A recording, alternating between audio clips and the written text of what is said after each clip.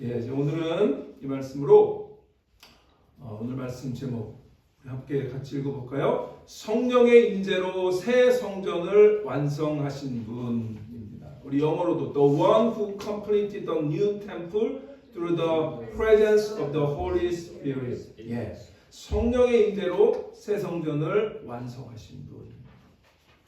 우리는 계속해서 이제 부활 그 이후의 이야기라는 시리즈로 오늘 이제 6번째 시간이고요. 그 이야기로는 이제 5번째 이야기인데요. 우리 부활 후 예수님이 며칠 동안 이 땅에 계셨어요? 40일. 그리고 예수님이 이 40일 동안에 제자들에게 계속 나타나셨어요. 그리고 자신이 어떤 분이신지를 이렇게 드러내셨어요. 그리고 자신의 살아계심을 많은 증거로 드러내셨다. 그렇게 말씀했습니다. 우리가 첫 번째 봤던 부활 후 이야기는 뭐였나요? 엠마오로 가는 두 제자 이야기였습니다. 그리고 두 번째, 문을 닫고 두려워하고 있던 11 제자들에게 예수님이 찾아오셨죠. 그리고 세 번째 이야기는 뭐였어요? 갈릴리 호숫가에 가서 물고기 잡는 베드로와 6명, 7명 합해서 7명의 제자들에게 예수님께서 오셨죠. 그리고 이제 우리 지난 주일에는 이제 예수님이 드디어 40일 동안 이 땅에 계신 이후에, 부활 이후 이 땅에 계신 이후에 이제 승천하시는, 하늘로 올라가시는 그 장면. 그래서 제자들이 이렇게 하늘을 쳐다보고 예수님이 하늘로 올라가시는 그 장면. 그때 예수님이 뭐라고 얘기하셨어요? 너희들은 예루살렘을 떠나라? 아니요, 예루살렘을 떠나지 말고 아버지께서 약속하신 것을 어떻게 하라 그랬어요? 기다리라. 그렇게 말씀하시면서 주님이 승천하시는 이야기를 우리 지난주까지 봤습니다. 그리고 이제 오늘 그 예수님이 약속하신, 아버지께서 약속하신 성령님께서 오시는 그 사건이 오늘 우리가 살펴보는 사건이고요. 그래서 오늘이 무슨 주일이에요? 성령 강림주일. 또 구약의 절기로는 무슨 날? 오순절. 그래서 오순절 성령 강림 사건인 거예요. 그 오순절은 판테코스트인데요. 예수님 이 구약의 절기 가운데 하나죠. 그러니까 구약의 절기면 이 유대인들이 뭐 하는 거죠? 온 사방에 흩어진 사람, 오늘 우리가 읽었지만 각 사방에 있는 경건한 유대인들이 더 어디로 가요? 예루살렘으로 오죠. 그리고 예루살렘에 와서 하나님께 제사드려요.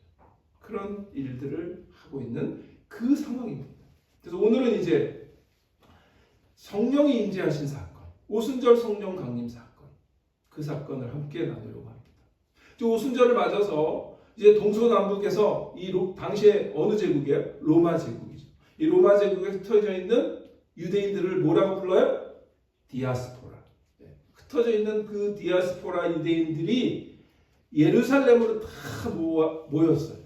구름처럼 모여들었어요. 갈릴리에서도 왔고, 또 중간에 사마리아에서도 왔을 거고, 그 다음에 좀 이 멀리 저 안디옥에서도 왔을 거고, 그 다음에 저기 로마 제국에 있는 그런 쪽에서도 왔을 거고, 또 이 동쪽에 있는 페르시아 이쪽 지역에서도 왔을 거고, 수많은 동서남북에서 유대인들이 오순절을 지키기 위해서 예루살렘에 왔어요. 그런데 우리가 지난주 본 것처럼 예수님의 제자들은, 그리고 예수님의 제자들과 더불어 몇 명이 기도하고 있었을까요? 합해서? 네, 12명? 120명이 어디 한 곳에 모여서, 그게 뭐 마가의 다락방이라고도 하고 우리가 확정할 수는 없어요. 그러나 어쨌든 120명이 들어가는 공간이라면 다락방 정도는 안 될 것 같고, 그죠? 꽤 큰 공간에 120명이 모여서 기도하고 있어요. 뭘 기대하면서? 성령께서 오시는 것, 아버지께서 약속하신 것, 성령을 기다리라. 그렇게 말씀하셨기 때문에 그들은 지금 그 말씀 하나를 붙잡고 기다리고 있는 거예요. 여러분, 우리 신앙생활 하면서 어려울 때 말씀을 하나 붙잡고 기다리고 버티는 게 얼마나 중요한지 몰라요. 힘들 때는 다른 거 다 필요 없고, 기도도 안 되고 이럴 때는 하나님의 말씀 하나 만약에 내가 읽다가 주셨다면 그 말씀을 하나 붙들고 계속 기도할 때 하나님께서 역사하실 줄 믿습니다. 우리의 삶이 만만치 않잖아요. 미국에서 이민자로 살면서 수많은 일들 겪는데 그 가운데 우리가 버티는 건 하나님의 말씀 하나 붙잡고 그 약속 붙잡고 기도하는 거예요. 그런 여러분 되시기를 주의 이름으로 축원합니다. 자, 그런데 이 예루살렘에 뭐가 있죠? 가장 화려한 예루살렘 성전이 있죠. 우리 그 다음 그림 한번 볼까요? 이 그림은 이제 이게 실제는 아니고 모형이에요, 모형. 이 예루살렘 템플인데 이 전체는 뭐라 그러냐면 영어로 말하면 템플 마운트라고 해요. 그러니까 그 성전 산. 그러니까 예루살렘이 굉장히 높은 지역이에요. 그 높은 지역에 이렇게 그 대리석으로 헤롯이 유대인들에게 환심을 사기 위해서 이렇게 기가 막힌 성전을 지었어요. 이게 아마 스케일로 조그맣게 해서 이제 그 모델로 만든 건데 잘 만들었죠. 예, 실제 이렇게 만들었을 거다. 이렇게 우리가 상상하고 있어요. 그런데 그 가운데 있는 게 뭐냐면 그게 성전이에요. 헤롯 성전이라고 해요. 그래서 그 다음 페이지 보면 이렇게 생겼어요. 그걸 조금 더 이렇게 입체적으로 보면 이렇게 헤롯 성전이 생겼어요. 그러니까 지금 이 예루살렘의 성전에 수많은 유대인들이 모여 있는 거예요. 뭐 하고 있어요? 뭐 하는 거예요? 오순절날 하나님께 제사드려요. 그런데 그 오순절날 또 한 무리 120명이라고 하는 무리는 다른 일을 하고 있었어요. 뭘 하고 있었어요? 예수 그리스도의 약속을 붙들고 기도하고 있는 중이에요. 자, 그런데 예루살렘에는 이렇게 여전히 웅장한 성전이 딱 버티고 서 있어요. 성전은 유대인들에게 뭘까요? 성전은 단지 그냥 종교적인 건물이 아니에요. 성전은 이스라엘 백성들에게, 유대인들에게 굉장히 중요한 상징적인 그런 건물입니다. 하나님이 자기 백성 가운데 거하신다고 하는 표시인 거예요. 헤롯 대왕이 이 성전을 몇 년에 거쳐서 지었어요? 46년에 거쳐서. 이게 어마어마하잖아요. 대리석으로 깎아서. 그러니까 오랫동안 지었겠죠. 그 화려한 성전은 유대인들에게는 뭐냐면 프라우드예요. 자부심이에요. 그래서 이 성전은 우리 유대인들에게 있어서는 여기는 하나님이 거하시는 곳이고 하나님이 우리를 만나주시는 곳이에요. 그리고 하나님이 우리만을 택하셨기 때문에 우리만 하나님의 백성이고 우리는 하나님께서 특별히 더 사랑하시는 민족이에요. 라고 하는 그 자부심으로 똘똘 뭉쳐있는 유대인들에게 이 성전은 어마무시한 그런 공간, 하나님이 임재하신 유일한 장소라고 믿고 있는 거예요. 그런데 예수님이 이 성전을 바라보시면서 뭐라고 말씀하셨냐면 돌 하나도 돌 위에 남지 않고 다 무너뜨려지리라. 그렇게 말씀하셨죠. 그리고 그 일이 벌어져야 안 벌어져요? 벌어지죠. AD 70년에 로마의 장군이 와서 예루살렘을 다 쑥밭으로 만들고 정말 돌 위에 돌 하나도 남지 않을 정도로 다 파괴가 되고, 그래서 지금 예루살렘에 가면 저는 아직 못 가봤지만 언제 할지 모르겠는데 어쨌든 거기에 딱 벽이 하나 남았잖아요. 뭐? 네, 통곡의 벽. 이거 진짜 예수님이 예언한 대로 그 일이 이루어졌어요. 이렇게 화려한 대리석으로 거의 46년 동안 그렇게 지은 성전이 예수님의 말씀대로 다 무너졌어요. 그리고 예수님이 이 말씀하신 데는 실제적으로 어떤 피지컬한 건물이 무너지는 것도 있지만 그 피지컬한 건물이 무너지기 전에 무슨 일이 있었어요? 우리가 이 부활주일 이전으로 함께 나눴던 말씀 가운데 예수님이 골고다 언덕에 십자가 지실 때, 예수님이 십자가에서 목숨을 거두실 때 무슨 일이 일어났어요? 이 성전에 있는, 제가 한번 그림 보여드렸잖아요. 성전 휘장이 이 정도가 아니라 굉장히 큰 거라 그랬어요.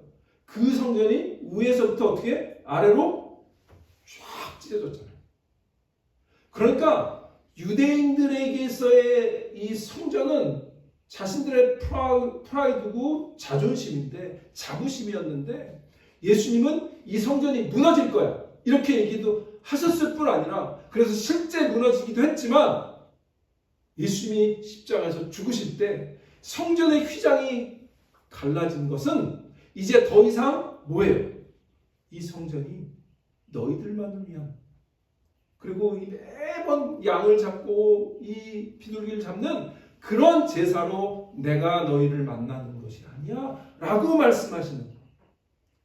벽돌로 지은 건물 성전의 시대가 끝났다는 그런 상징적인 사건이 바로 그 휘장이 찢어진 사건이에요. 그러면 유대인들에게는 질문이 하나 있습니다. 무슨 질문? 그러면 하나님이 지금 어디 계신 거예요? 성전이 무너졌어요. 휘장도 찢어졌어요. 그러면 하나님이 그곳에 우리와 함께 우리를 만나주시고 거기서 임재하시고, 거기서 우리 모세의 성막 때 보면 그곳에 구름이 임하시고 하나님의 영광이 임했던 장소가 성막이었고 성전인데, 하나님 지금 어디로 계신가? 하나님은 어디서 우리를 만나주시나?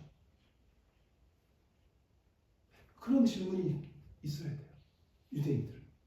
그런데 그 질문에 대한 대답이 오늘 우리가 읽었던 사도행전 2장 말씀. 하나님은 지금 어디 계신가? 어디에 거하시는가? 어디에서 우리를 만나주시는가? 그 질문에 대한 대답이 오늘 사도행전 2장 말씀.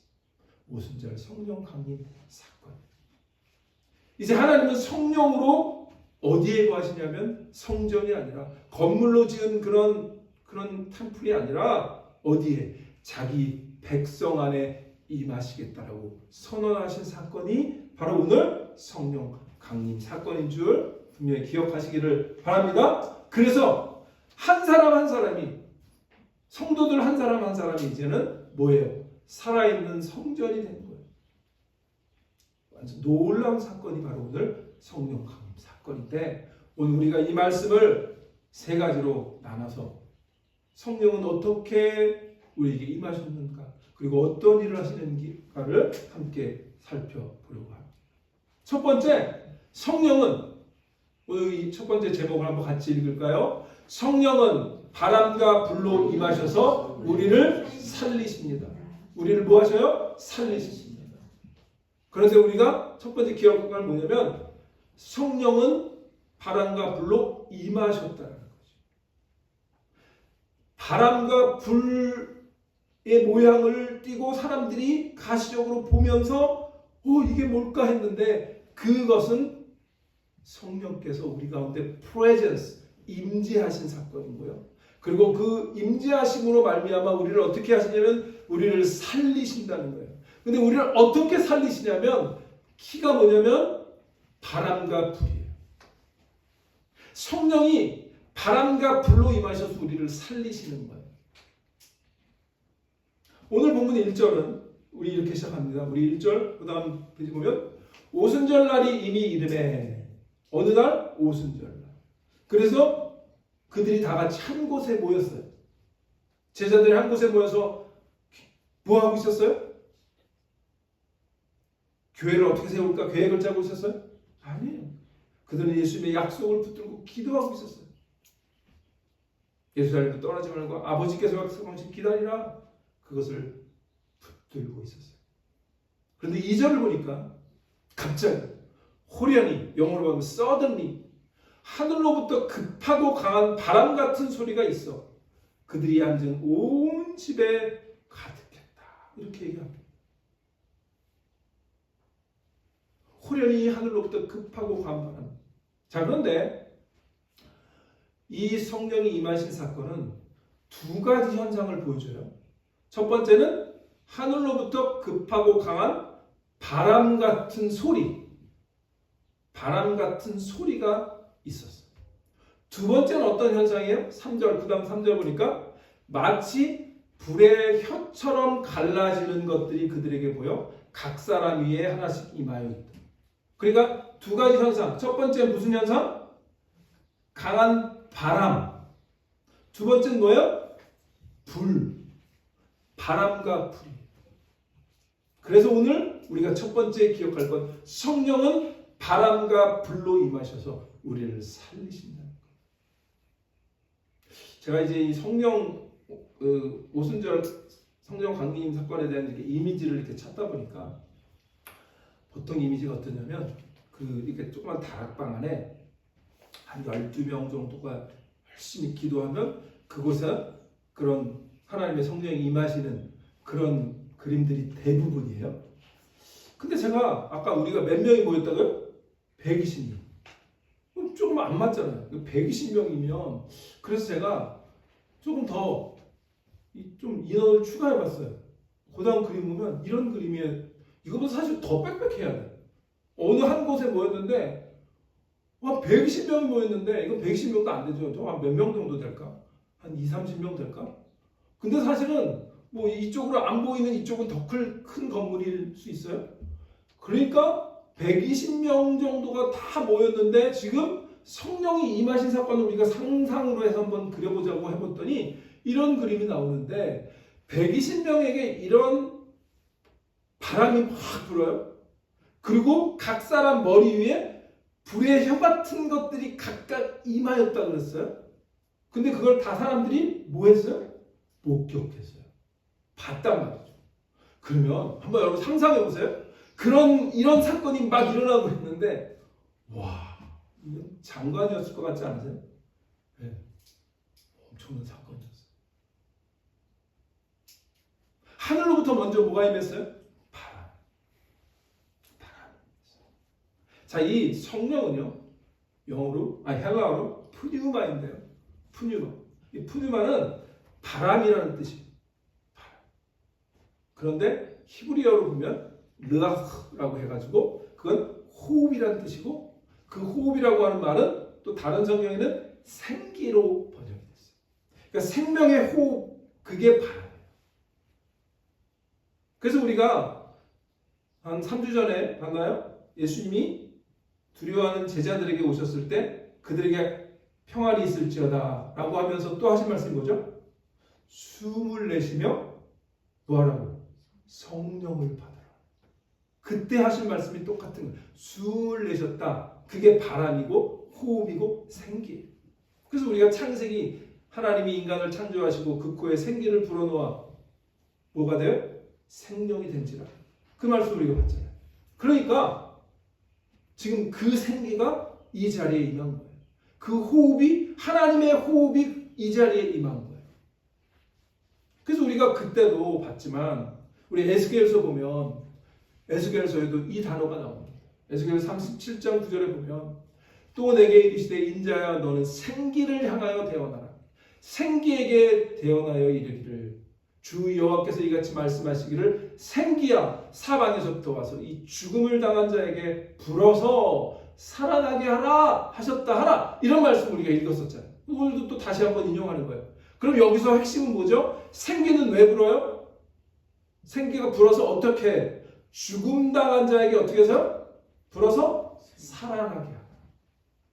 하나님의 생은 하나님의 생기는 하나님의 호흡은 우리에게 임하시는데 그게 뭐 하는 거예요? 죽어가는 우리를 다시 살리시는 거예요. 믿으십니까? 아멘. 우리가 신앙생활 하면서 기운도 빠지고 힘도 없고 더 이상 의욕도 없고 소망도 없고 이런 상황에 빠질 때도 있어요. 그럴 때 우리에게 필요한 게 뭐예요? 하나님의 호흡, 하나님의 생기, 하나님의 영, 성령께서 우리 가운데 이렇게 바람으로 임하셔서 우리를 다시 살려주옵소서 하나님께 기도하는 그러나 여러분 오늘 성령 강림주일 되시기를 축원합니다. 아멘. 우리도 이 에스겔 골짜기에 마른 뼈들 같을 때가 많단 말이에요. 이민생활하면서 삶이 피곤하고 고단하면 우리의 육신이 고단하면 우리 영도 고단해질 때가 많잖아요. 왜? 우리의 몸과 우리의 영이 같이 가는 거예요. 많은 삶의 문제로 정말 이 뼈다귀가 마르는 것 같은 고통도 있을 수 있어요. 그럴 때 하나님의 영이 성령이 급하고 강한 바람이 불어오면 마른 뼈가 하나님의 군대로 일어나는 그런 놀라운 기적이 우리에게도 임하실 줄 믿습니다. 성령은 이러한 우리를 살리는 거예요. 그런데 또 하나 살리는 방법이 있어요. 우리에게 생명을 불어넣어서 살리시기도 하지만 아까 성령이 어떻게 두 가지 현상, 하나는 바람, 하나는 뭐예요? 불. 불은 뭐 하는 거예요? 불은 태우죠. 태우기도 하고 또 뭐 하죠? 불순물을 제거하죠. 성령은 또 불로 임하셨어요. 그래서 출애굽기에 보면 하나님이 불로 임하셨던 정면이 시내산에서 모세가 하나님께 율법을 받을 때 장면을 보면 그때 하나님이 불로 임하시는 장면이 나와요. 자, 우리 출애굽기 19장 한번 보겠습니다. 출애굽기 19장에 보면 16절에 셋째 날에 우리 한번 같이 읽겠습니다. 16절부터 셋째 날 아침에 우레와 번개와 빽빽한 구름이 산 위에 있고 나팔 소리가 매우 크게 들리니 진중에 있는 모든 백성이 다 떨더라. 모세가 하나님을 맞으려고 백성을 거느리고 진에서 나오매 그들이 산 기슭에 서 있어요. 지금 어디 있어요? 산 기슭에 있어요. 그 다음 18절 시내산에 연기가 자욱하니 여호와께서 불 가운데서 거기 강림하심이라. 그 연기가 온기 가마같이 연기같이 떠오르며 온 산이 크게 진동하며. 자, 오늘 18절에 보세요. 시내산에 연기가 자욱했어요. 구름이 자욱했어요. 그리고 여호와께서 어디 가운데? 불 가운데 거기 강림하셨어요. 하나님은 또 불 가운데 임하시기도 해요. 그래서 오늘 성령 강림은 불의 혀같이 갈라지는 것이 각사람 머리 위에 임했다. 그렇게 기록합니다. 그러면 이 말은 또 뭐예요? 성령은 우리를 바람을 불어서 살리실 뿐만 아니라 우리가 살아있기만 하면 되는 게 아니에요. 살아있을 뿐만 아니라 우리는 거룩하게 살아야 되는 존재잖아요. 그러니까 우리가 신앙생활 하는 건 살아있어야 돼요. 또 하나는 거룩해야 돼요. 그래서 바람으로 우리를 살리시고 불로 우리에게 임하셔서 우리를 정결케 해주시는 그 은혜가 성령의 역사예요. 믿으시기 바랍니다. 오늘 우리가 이렇게 불로 태우고 정결하게 하시는 그 성령을 기대하며 나아가는 우리 디사이플교회 저와 여러분 되시기를 주의 이름으로 축원합니다. 성령 충만은요 단순히 그냥 뜨거운 감정이 아니에요. 감정이 우리가 뜨거워질 수 있어요. 그러나 그게 다가 아니에요. 성령은 이렇게 바람으로 우리를 살리시는 역사가 있어야 되고, 그리고 우리를 정결케 하시는 그런 거룩함의 역사가 일어나야지. 성령 충만하다고 막 은사를 받았는데 거룩함이 없어요. 그러면 그건 성령의 역사가 아니에요. 성령은 우리를 살리셔서 그런 은사를 주실 수도 있지만 그 은사보다 더 중요한 건 뭐예요? 거룩함. 기억하시기 바랍니다. 그래서 성령 충만은 살아나는 것이며 우리를 살리는 것이며 우리를 동시에 거룩하게 성결하게 만드는 그런 역사인 줄 믿습니다. 두 번째는 성령은, 아까 성령은 첫 번째는 뭐예요? 바람과 불로 임하셔서 우리를 살리신다고 했어요. 두 번째 오늘 제목을 같이 따라합니다. 성령은 말하게 하셔서 우리를 하나 되게 하십니다. 아까 성령은 임하셔서 했어요. 두 번째는 성령은 말하게 하셔서 우리를 하나 되게 하십니다. 4절 이후의 사건은 뭐냐면 우리가 오순절 사건을 어느 쪽으로만 보냐면 방언한 거 이 얘기로만 막 볼 때가 많은데, 물론 그것도 굉장히 보여지는 현상이기 때문에 중요한 사건이에요. 근데 그 방언을 막 못 알아듣는 말을 했다는 게 중요한 게 아니라 중요한 건 뭐냐면 그 말하게 하심으로 그 교회가 하나가 됐다. 제가 성령 운동한다고 하는 교회들을 이렇게 많이 보면 성령 운동하는 교회들이 하나가 되는 경우보다도 막 2개, 3개로 막 나눠지는 교회들이 많더라고요. 그러니까 누구는 이런 은사를 받았는데 너는 뭐 신앙생활을 하는 거냐 못하는 거냐 뭐 이런 얘기부터 시작해서 성령 운동했을 때 교회가 하나가 돼야 되는데 오히려 갈라지면 그건 성령의 역사하신 게 아닌 거죠. 모양은 그렇게 보일 수 있어요.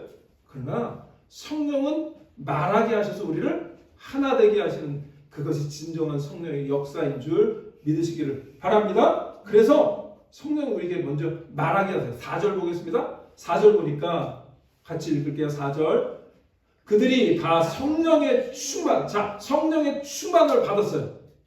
그런데 그 다음에 뭐 하냐면 성령이 말하게 하심을 따라 다른 언어들로 말하기를 시작하리라. 성령을 충만함을 받았는데 내가 은사 받았다고 막 내 중심으로 막 내 마음대로 막 이렇게 떠드는 게 아니고 성령의 충만함을 받은 다음에 그 다음이 중요해요. 성령이 말하게 하심을 따라 다른 언어들로 말하기 시작했어요. 제자들이 자기 생각을 막 말한 게 아니에요. 자기 자랑을 막 한 게 아니에요. 은사를 많이 받았다고 해서 막 그게 교만해져가지고 자기 막 자랑을 하는 거, 그건 잘못된 성령의 역사예요. 성령께서 말하게 하셨어요. 그런데 그들이 무엇을 말했느냐가 중요해요. 무엇을 말했을까요? 자, 우리 그 다음 11절로 가보세요. 11절에 가보면 11절에 자, 11절 같이 읽습니다. 그레데인과 아라비아인들이라 우리가 다 우리의 각 언어로 하나님의 큰 일을 말함을 듣는도다. 뭘 들었어요? 하나님의 큰 일을 함을 듣는다. 제자들이 성령 충만함을 받고 방언으로 막 말을 하는데 뭐 천상의 언어를 막 말한 게 아니고 각 언어로 하나님의 큰 일을 말하는 거예요. 근데 그걸 들었다는 거죠. 그럼 잘 생각해 보세요. 그곳에 자, 그 앞에 우리 몇 절이냐면 10절부터 9절부터 보면 그 앞으로 나가 보세요. 9절에 보면 9절부터 우리는 바데인과 메데인과 엘람인과 또 메소포타미아, 유대, 그다음에 갑바도기아, 본도, 아시아, 그다음 부르기아, 밤빌리아, 애굽, 구레네, 그다음에 리비아, 여러 지방에 사는 사람들과 로마, 온 나그네 곧 유대인과 유대교에 들어온 사람들과 그레네인, 아라비아인들 대충 한 열 몇 개 지방에서 왔어요. 근데 뭐 더 많이 왔겠지. 그러면 이 지역에 사는 디아스포라들은 어떤 언어를 썼어요? 1세대는 우리처럼 한국어를 썼겠죠. 근데 2세대는 그 나라, 그 지역 언어를 썼을 거예요. 그런데 지금 디아스포라로 꽤 오래된 사람들은 그 2세들, 1.5세들은 와서 그 지역의 언어를 알아요. 물론 1세도 그 지역의 언어를 알았을 거예요. 우리도 영어를 잘 못하지만 영어를 알아듣잖아요. 그런 것도 똑같은 거예요. 자, 그러면 그 지역에 왔어요. 왔는데 이 120명의 예수님의 제자들이라고 하는 사람들이 막 불을 받았다고 그러면서 막 알아듣지 못하는 말로 막 하는 것 같은데 가만히 들어보니까 이거 우리 지역 말이네. 이거 이 지역에 우리가 쓰는 말이네. 이렇게 해서 알아들었다는 거예요? 못 알아들었나요? 알아들었다는 거예요. 근데 가만히 알아들어보니까 무슨 말을 하고 있었어요? 하나님의 큰 일을 말하고 있었어요. 여러분, 하나님의 큰 일이 뭘까요? 네? 하나님의 큰 일이 뭐예요? 방금 전에 예수님의 제자들이잖아요. 그럼 예수님의 제자들이 하나님의 큰 일을 뭘 얘기했을까요? 예수님의 일이죠. 예수님이 이 땅에 3년 동안 무슨 일을 했고 십자가에 죽으셨고 3일 만에 부활하셨고 40일 동안 이 땅에 계시면 자신의 살아계심을 증거해 주셨고 그리고 바로 며칠 열흘 전에 하늘로 올라가셨고 이게 하나님의 큰 일인 거예요. 하나님의 큰 일을 한마디로 말하면 복음이죠. 예수 그리스도에 대한 복음. 그 복음을 각자의 언어로 말하기 시작해요. 그게 방언이고 그게 오순절 성령 사건. 그러니까 우리는 오순절 사건을 막 신비적으로만 바라보면 그 정확한 의미를 놓칠 수 있어요. 성령 충만한 사람의 입술에는 뭐가 있어야 돼요? 나를 자랑하고 나를 알리고 내가 이 정도 영적으로 신령해 이게 아니라 성령 충만한 사람의 입술에는 뭐가 있어야 돼요? 여기 11절에 있는 것처럼 그 언어에는 하나님의 큰 일을 말하는 것. 믿으시기 바랍니다. 성령 충만하다고 하면서 복음은 얘기 안 하고 자기 자랑만 하면 그건 성령 충만 거리가 먼 거예요. 예수 그리스도의 십자가, 예수 그리스도의 부활과 그리고 그분의 구원하심과 그거 얘기하는 거예요. 우리가 각 사람이 난 곳 방언으로 듣게 되는 거예요. 그래서 8절에 보세요. 8절에 보면 이 사람이 놀래잖아요. 자, 같이 읽어요. 시작. 우리 각 사람이 난 곳 방언으로 듣게 되는 것이 어찌 됨이냐. 그 방언이란 말은 다이얼렉이라고 하는 말이에요. 그러니까 중국에 가면 그 소수 민족들의 방언이 다이얼렉이 수백 개라고 해요. 그거예요. 그 방언이 우리가 그냥 막 신비한 그 방언이 아니라 각 지역의 난 곳의 방언으로 듣게 되는 거예요. 하나님의 일을. 성령 충만은 하나님의 일을 말하는 그것이 진짜 성령 충만입니다. 자, 그런데 우리가 여기서 기억해야 될 중요한 게 있어요. 잘 들으세요. 이게 뭐냐면 하나님의 놀라운 역사인데 이 사건은 뭘 떠올리게 되냐면 창세기 11장의 사건을 떠올리게 해요. 자, 창세기 11장은 무슨 사건? 바벨탑 사건. 그렇죠. 창세기 11장 한번 보겠습니다. 창세기 11장 1절 같이 읽습니다. 온 땅의 언어가 하나요 말이 하나였더라. 또 말하되 이제 4절인가요? 그 다음에 4절이에요. 또 말하되 자 성읍과 탑을 건설하며 그 탑 꼭대기를 하늘에 닿게 하여 우리 이름을 내고 온 지면에 흩어짐을 면하자 하였더니 바벨탑 사건은 뭐 한 거죠? 탑을 높게 쌓는 게 중요한 게 아니에요. 거기에 동기가 뭐예요? 우리 이름을 내고. 바벨탑은요 우리 이름을 내는, 인간의 이름을 내는 거예요. 그런데 하나님이 그 일을 기뻐하셨어요? 기뻐하셨어요. 그래 하나님이 뭘 하셨냐? 그 다음 페이지. 하나님이 이렇게 얘기하세요 스스로. 자 우리가 내려가서 거기서 그들의 언어를 혼잡하게 하여 그들이 서로 알아듣지 못하게 하자 하시고 여호와께서 거기서 그들을 온 지면에 흩으셨으므로 그들이 그 도시를 건설하기를 그쳤더라.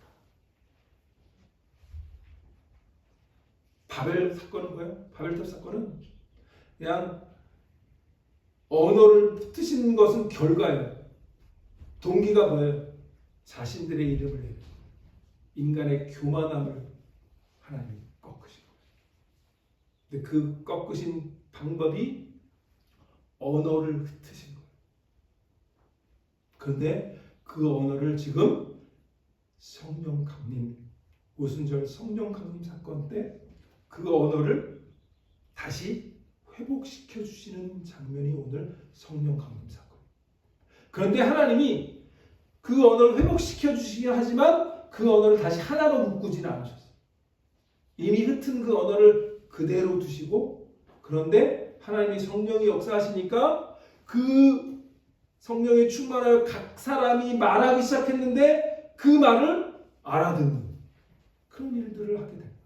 저는 요즘 인공지능이 너무 발달하니까 막 매일매일 인공 AI가 막 요즘 통역사가 다 망하잖아요.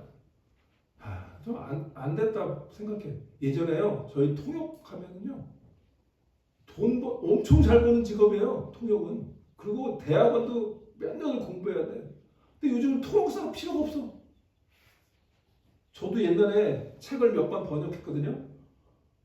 제가 공부하면서 책 한 권 번역해서 그걸로 한 학기를 살았어요. 근데 2달 동안 여름방학 동안에 죽는 줄 알았어요. 그렇게 힘들어요. 이 언어를 번역한다는 건 이게 보통 일이 아니에요. 그런데 요즘은 이게 하나님의 역사인가 싶기도 하고 모르겠어요 사실. 근데 이제 언어의 장벽이 무너지잖아요. 이 바벨탑의 저주가 무너지는 건가 그런 생각도 들지만 어쨌든 지금 성령 강림의 역사는 뭐냐면 그 언어를 알아듣게 하시는 그 은혜의 역사였던 거죠. 그런데 중요한 건 뭐냐면 우리가 아무리 인공지능이 뛰어나서 다른 사람이 무슨 말을 하는지를 잘 알아듣는 시대가 됐어도 그 말이 값어치가 없으면 의미가 없어요. 그 못 알아듣는 말을 알아듣는 그 내용이 하나님의 일이어야지. 복음이어야지. 그게 중요한 거예요. 믿습니까? 우리가 그렇게 복음을 전하는 하나님의 일을 말하는 그런 성령 충만한 그런 저여러분 되시기를 축원합니다. 그래서 하나님은 이렇게 하심으로 인해서 이 사건을 통해서 결국은 온 세계가 한 언어로 하나님을 찬양하는 날을 향해가 나가게 만드세요. 그게 뭐냐면 계시록에 있는 환상이에요. 우리 계시록 보면 계시록 7장에 보면 이런 사도 요한이 본 환상이 이런 환상이 있어요. 자, 같이 읽습니다. 이 일 후에 내가 보니 각 나라와 족속과 백성과 방언에서 아무도 능히 셀 수 없는 큰 무리가 나와 흰 옷을 입고 손에 종려가지를 들고 보좌 앞과 어린 양 앞에 서서 큰 소리로 외쳐 이르되 구원하심이 보좌에 앉으신 우리 하나님 어린 양께 있도다 하니 이게 오순절 성령 강림으로 방언을 말하게 하시고 그 말을 알아듣게 하셨고 그래서 이제 온 땅에 있는 많은 백성들이 한 언어로 알아들을 수 있는 언어로 하나님을 찬양하는 그 그림을 완성시키기 위한 이 상징적 사건 그것이 오순절 성령 강림 사건이고 방언 사건 기억하시길 바랍니다. 그래서 성령은 두 번째 우리에게 뭘 하신다고 그래요? 말하게 하셔서 우리를 어떻게? 하나 되게 하셔서 뭘 말하게 하는 거예요? 복음을 말하게 하고 하나님의 큰 일을 말하게 하고 어린 양 예수 그리스도를 찬양하게 하는 거예요. 그날 우리가 바라보며 믿음을 지켜나가는 저 여러분 되시길 축원합니다. 마지막으로 성령은 무슨 일을 하나? 세 번째 같이 읽겠습니다. 성령은 거하셔서 우리를 새 성전으로 세우십니다. 오늘 말씀의 제목이 뭐라 그래서 성령의 임재로 새 성전을 완성하시는 분 예수님 우리에게 성령을 보내셨어요. 그래서 성령이 오셨어요. 그래서 성령이 맨 처음에 임재하셨다고 하는 건 영어로 말하면 The Holy Spirit comes 오셨어요 우리에게. 그죠? 근데 이번에 성령이 거하신 거예요. 뭐야? dwell 우리하고 함께 같이 사시는 거예요. 성령은 우리에게 오셨을 뿐만 아니라 우리와 함께 사시는 분이에요. 믿습니까? 예. 우리와 함께 사시는 거예요. 우리하고 거하셔서 우리를 이제 새 성전으로 세우시고 만들어 가시는 일, 그게 성령의 역사예요. 근데 오늘 12절, 13절 마지막에 보니까 사람들의 반응이 두 가지로 갈라져요. 2절, 13절. 자, 첫 번째 12절은 이렇게 사람들이 반응해요. 같이 읽습니다. 다 놀라며 당황하여 서로 이르되 이 어찌된 일이냐 하며 첫 번째 반응 무슨 반응? 놀라는 반응. Amazed. 놀랐어요. 근데 두 번째는 13절에 같이 읽습니다. 또 어떤 이들은 조롱하여 이르되 그들이 세술에 취하였다 하더라. 두 번째 반응 어떤 반응? 조롱. 하나는 놀라, 하나는 조롱. 자, 여러분들 어떤 사건을 보면 우리는 항상 반응하게 돼 있어요. 그리고 그거에 대해서 분석을 하고 이게 뭐지? 그리고 우리의 입술이든지 우리의 표정이든지 우리의 말로든지 반응해요. 그거 좋네. 그거 별로야. 이게 우리의 인간의 본질이에요. 자, 그런데 성령의 역사가 일어났어요. 오순절 사건이 막 각 나라 말로 막 기도하면서 하나님의 일을 복음을 전하기 시작했어요. 그리고 많은 사람들이 자기 지역에 있는 다 이 말로 알아듣기 시작했어요. 그러자 두 가지 반응이 나타났어요. 하나는 놀라며 당황하며 와 이게 뭐지? 또 하나는 아휴 저 나부터 술을 취해가지고 술에 취했구만 조롱한다. 여러분 이 두 가지 반응으로 나뉘었다고 하는 사실은 중요한 사실을 전제하고 있어요. 뭘까요? 이들이 무언가가 분명히 이전과는 뭐예요? 달라졌잖아요. 전혀 보지 못한 모습을 보는 거잖아요. 예전에는 좀 they look normal. 근데 지금 뭐예요? look abnormal. 서로 보이잖아요. 그러니까 이런 반응이 보이는 거죠? 뭔가 달라졌다는 거예요. 여러분, 성령 충만했다라고 하는 건 그냥 하나님을 봤다고 계시를 받았다고 이게 아니라 성령 충만한 사람은 다른 사람이 볼 때 이 사람 뭔가 달라졌네. 그래서 반응이 나오게 돼 있는 거예요.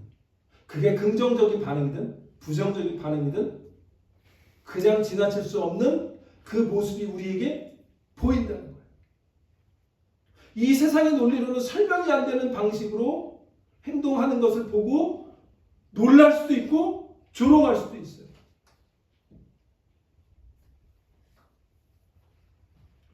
우리가 성령 충만한 그런 것은 우리를 바꾸시는 거예요. 아까 살리신다고 했잖아요. 정결케 하신다고 했잖아요.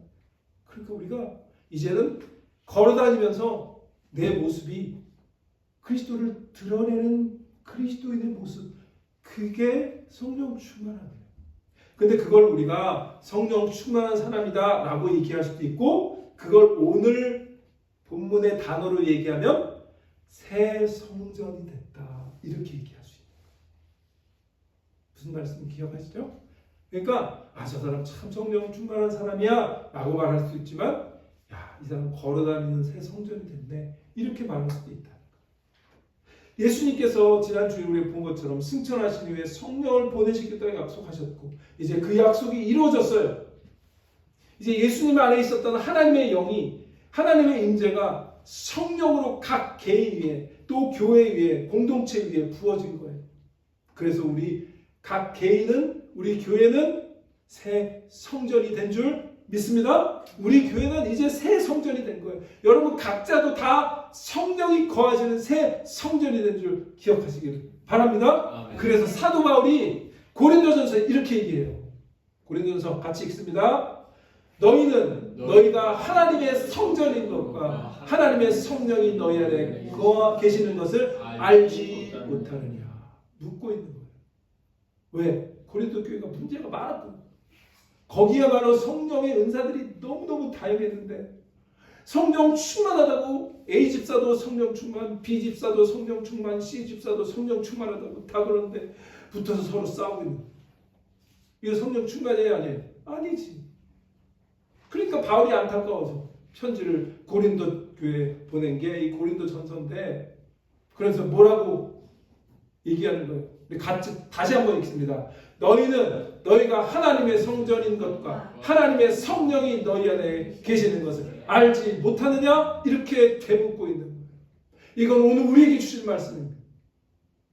우리가 하나님의 성전인 것과 하나님의 성령이 우리 안에 계시는 것을 우리 아는 존재, 그것이 그리스도인이고 그것이 새 성전이고 그것이 성령 충만한 사람인 거예요. 믿으시기 바랍니다. 아멘. 그래서 바울은 에베소 교회에서도 동일하게 얘기합니다. 우리가 그리는 디사이플 교회의 모습은 뭘까? 이거가 돼야 되는 거예요. 우리 에베소서 2장 21절 22절 또 같이 읽습니다. 그의 안에서 건물받아 서로 연결하여 주 안에서 성전이 되어가고 너희도 성령 안에서 하나님이 거하실 처소가 되기 위하여 그리스도 예수 안에서 함께 지어져 가느니라. 아멘. 이게 우리 교회의 모습이어야 될 줄 믿습니다. 함께 가는 거예요. 한 사람은 당신만 가. 나는 좀 피곤해. 바빠. 이러면 안 돼요. 교회는 하나가 돼야 되고, 하나가 돼서 뭐 해야 되냐? 주님의 성령이 거하시는, 하나님이 거하시는 성전이 되어가는 거예요. 매일매일 걸어다니는 성전이 되는 거예요. 그게 구원받은 자, 성령 충만한 자. 아까 우리 예루살렘 성전, 멋있는 성전 봤잖아요. 성전의 목적이 뭐예요? 하나님을 만나는 곳, 하나님을 예배하는 곳. 그게 성전의 목적이에요. 그러면 이제 우리가 하나님의 새 성전이 되었다는 건 뭐예요? 우리 안에서 하나님을 사람들이 만나게 돼요. 우리 안에서 하나님이 계시네 라고 느껴져야 되는 거예요. 구약에서는 하나님을 만나고 싶다면 또 예수님 시대도 예루살렘 성전으로 가야 됐어요. 그런가 우리는 이제 하나님이 계신 성전은 주일날 우리가 이 교회에 와서 예배는 드리지만 또 이 세상 살아갈 동안에도 우리는 그러면 주일은 이 건물에만 하나님 계시고 우리가 세상으로 나가면 하나님이 안 계시는 게 아니라는 거죠. 그곳에도 하나님 계시고 우리 가운데 계시고 우리 가운데 거하셔서 성령으로 거하셔서 우리와 함께 하십니다. 우리를 성전으로 만들어 가십니다. 자, 한번 따라해 봅니다. 나는 목소리가 안 크신데요? 나는 이제 하나님의 성전이 되어 세상 속으로 걸어갑니다. 우리가 세상 속으로 걸어 나갈 때, 오늘 예배 마치고 세상으로 나갈 때 우리는 뭐가 되어서 하나님의 성전이 되어서, 그 말은 하나님의 성령이 우리 가운데 임하셔서 함께 우리를 성전으로 지어져가는 그 역사를 경험하면서, 그래서 사람들이 저 사람은 걸어다니는 하나님의 성전이네, 하나님이 그 안에 계시네 라고 하는 그런 경험을 만날 수 있도록, 경험할 수 있도록. 그건 우리가 완벽하다는 얘기가 아니에요. 그냥 우리가 늘 연약해도 하나님을 의지하고 하나님의 영광을 드러내고 하나님만 붙들고 약속 붙들고 사는 그 모습, 그게 하나님의 성전인 거예요. 제 말씀을 마칩니다. 우리는 2000년 전에 오순절 다락방이 일어났던 사건을 봤습니다.